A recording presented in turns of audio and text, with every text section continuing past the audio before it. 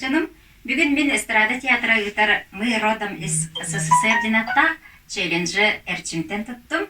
Онда яқанамын Советский Союз народная артистката София Ротару репертуарыттан «Хуторянка».